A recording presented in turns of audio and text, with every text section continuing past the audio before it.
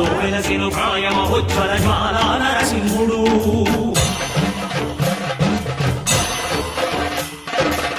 భక్తాభిష్టములన్నీయు తీర్చే లక్ష్మీ నరసింహుడు సుఖ శాంతులను చేకూర్చు శుభయో